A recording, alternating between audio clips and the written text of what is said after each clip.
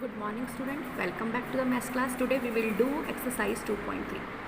इससे पहले हम करेंगे definition of function. Let x and y be the two non-empty sets. A function f defined from x to y is a rule or a collection of rules which associated to each element x in x, a unique element y in y. ठीक है, इसको पहले symbolic form में कर लेते हैं. Symbolic form में हम कैसे लिखेंगे function? We write it as.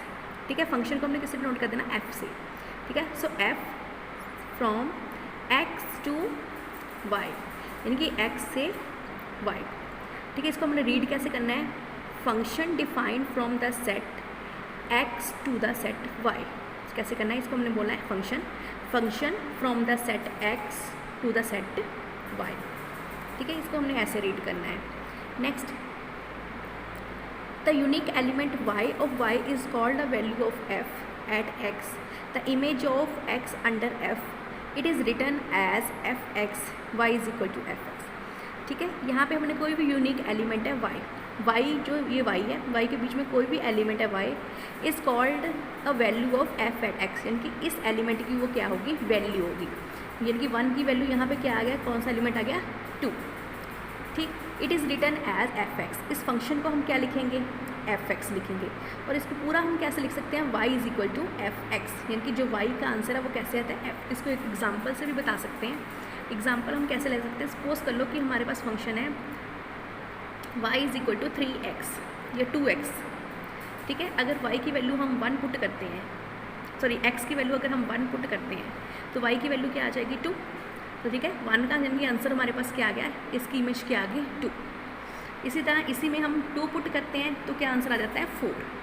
ठीक है, अगर हमने x की वैल्यू 2 पुट की तो आंसर क्या आ गया? 4. इससे हम क्या करेंगे कि जो इस एलिमेंट की जो वैल्यू है वो किस में है? y में उसकी वैल्यू.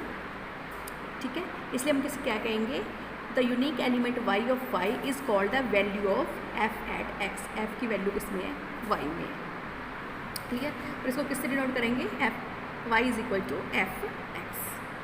ठीक है, ये कुछ उसकी टर्म्स दी हुई हैं. The element x of x is called the pre image of y. ठीक है, जैसे x की इमेज क्या है? 2.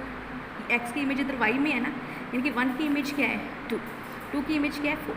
अगर हम यहाँ पे देखें 2 की प्री इमेज इधर जाके क्या हो जाएगा? प्री इमेज, यानी कि जिसको हम इन्वर्स कहते हैं. 2 की प्री इमेज क्या होगी? 1 एंड 4 की प्री इमेज क्या होगी? 2. Clear? Now let set x is called the domain of x. इसको हम क्या कहेंगे? Domain. And set y is called the domain of y. इसको हम क्या कहेंगे? डोमेन ऑफ y, को डोमेन ऑफ y. ठीक है ना, ये को डोमेन में आता है ना, ये होता है डोमेन. जिसकी वैल्यू जिसमें आती है वो जिसमें आता है को डोमेन में. The set consisting of the all images of the element of the x under f is called the range of the f. तो ये सारे किस में आ जाएगा? हमारे पास रेंज आएगी, f की रेंज में. Clear? Next, this is denoted by F X. इसको हम एफ एक्स से डिनोट करते हैं.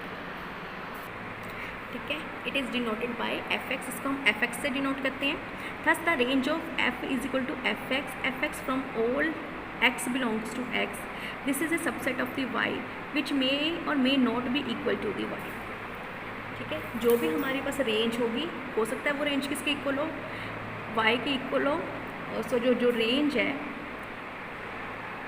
This is a subset of the y. ये वाई का सबसेट है. हो सकता है कि जो वाई का सबसेट है वो किसके इक्वल ना हो? वाई के इक्वल ना हो. ठीक है, जैसे हमने उसमें किया था ना सबसेट वगैरह, जब हम जो भी उसका सबसेट निकालेंगे जरूरी नहीं कि वो किसके इक्वल हो? वाई के इक्वल. नेक्स्ट हमारे पास आता है ऑन टू फंक्शन. ठीक, इसको एक एग्जांपल से समझा देती हूँ. यहाँ पे ए है. ठीक है, ए को हमारे पास 2 रेंज आते हैं. एक आंसर पी आ रहा है, एक आंसर हमारे पास क्या आ रहा है? क्यू आ रहा है. उसी तरह बी का हमारे पास आंसर जो रेंज आ रही है वो पी आ रही है, एक क्या आ रही है? क्यू आ रही है. एक सी की आर आ रही है और सी की क्या आ रही है? कोई नहीं, यहाँ पे सपोज और कुछ लिख लो, एल वगैरह लिख लो. यानी कि एक जो हमारे पास डोमेन है उसके हमारे पास जो इमेज आ रही है वो कितनी आ रही है? 2 आ रही है. ठीक, तो जो अगर हमारे पास किसी एक की जो इमेजेस है या रेंज है वो 2 आ रही है तो डैट मीन्स वो फंक्शन ही नहीं है. उसको हम कहेंगे वो उसका फंक्शन नहीं है। हमेशा एक ही इमेज की जो इमेज आनी चाहिए, एक ही एलिमेंट की जो इमेज आनी चाहिए वो एक ही आनी चाहिए, ठीक है। बट ए की इमेज पी भी आ रही है, क्यू भी आ रही है, ठीक है। फिर बी की इमेज पी इसकी बी की पी भी आ रही है और क्यू भी आ रही है। इसमें दो इमेजेस आ रही हैं, ठीक है। और जो पी इमेज है वो इसकी अगर हम प्री इमेज देखें तो पी की ए भी बन रही है और पी की बी भी बन रही है। डेट में अगर इस तरह की कंडीशन में वो हम कहेंगे वो फंक्शन ही नहीं है। नेक्स्ट आता है onto. A function f x to Y is set to be onto if every element if y is an image of at least one element. Y की हर एक इमेज एट लीस्ट एक element होनी चाहिए, ठीक है।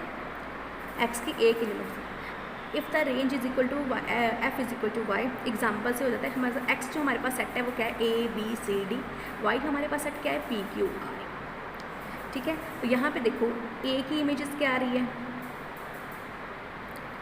ए का जो इमेज आ रही है वो पी आ रही है, बी की इमेज क्यू आ रही है, सी की इमेज फिर पी आ रही है, डी की इमेज क्या है आर।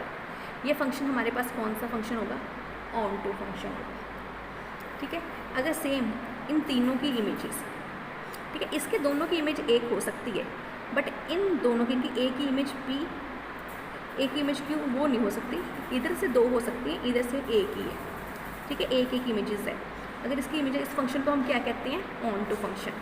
यहाँ पे भी हमने एक और एग्जांपल है कि 1 2 3 यहाँ पे ए बी सी डी तीन की इमेजेस हैं हमारे पास, लेकिन एक डी बच गया। अगर एक एलिमेंट बच जाता है तो उसको हम कौन सा फंक्शन कहते हैं, इनटू फंक्शन, ठीक है। If the function is not onto, अगर ये ऑन टू फंक्शन नहीं बन रहा तो वो कौन सा फंक्शन बन रहा होगा, इनटू फंक्शन बन रहा होगा,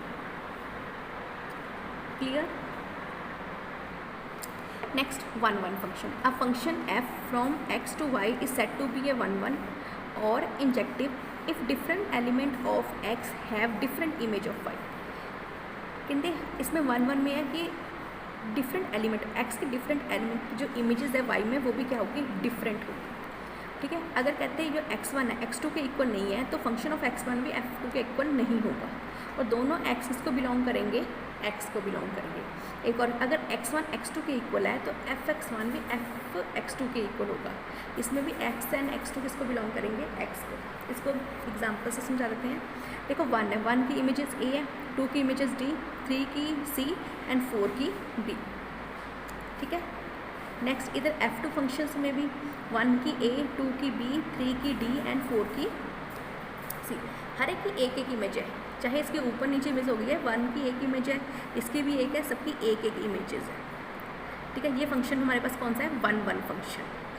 अब यहाँ पे 1 1 फंक्शन कब नहीं होगा, जब 1 की इमेज भी a है, 2 की भी a है, 3 की b है, 4 की भी b है, इसमें दो एलिमेंट की इमेजेस यहाँ पे एक है। इस फंक्शन को हम क्या करेंगे, मैनी वन, क्या कहेंगे, मैनी वन फंक्शन कहेंगे, ठीक है। नेक्स्ट हमारे पास आता है 1 1 कॉरस्पॉन्डेंट।